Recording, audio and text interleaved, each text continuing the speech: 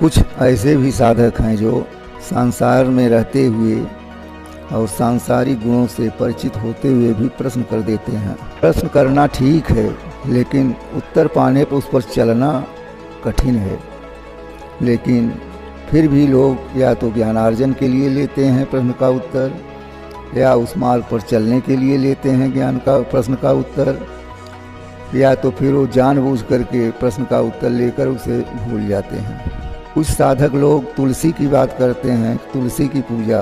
तुलसी की कोई खास पूजा नहीं है। ये पूजा स्त्रियों के लिए है 90%। स्त्रियों को चाहिए कि प्रतिदिन सायंकाल में शरीर को स्वच्छ करके और दीपदान करना चाहिए। दीपदान ही करने से तुलसी की समस्त पूजा पूर्ण मानी जाती है। शास्त्रों के हिसाब से तो कुछ और है, लेकिन नियम इसका यही है कि तुलसी की पूजा दीपक के द्वारा ही किया जाए।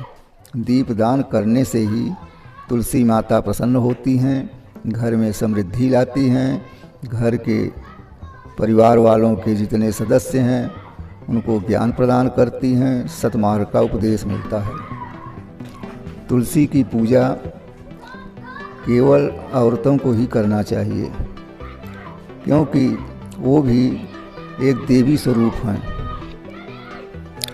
किसी समय श्रावबस इस जंगल की वृक्ष के रूप में अवतरित हुई थी।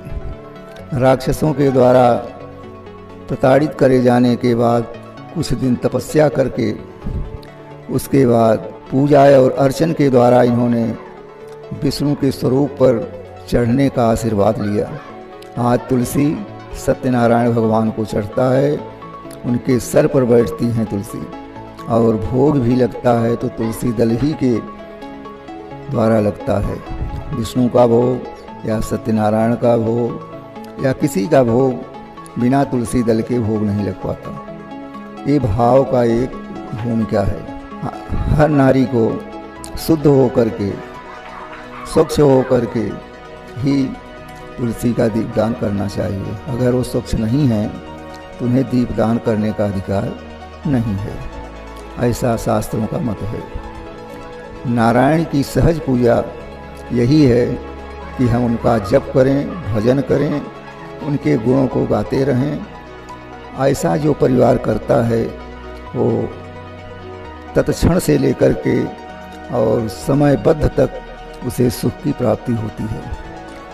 ऐसा हमारे हरिशरण मार्ग का एक सहज मार्ग के रूप में बताया गया है। काफ़ी लोग इससे लाभान्वित हुए हैं, इसलिए नारायण की पूजा सर्वोपरि है। श्रीमन नारायण।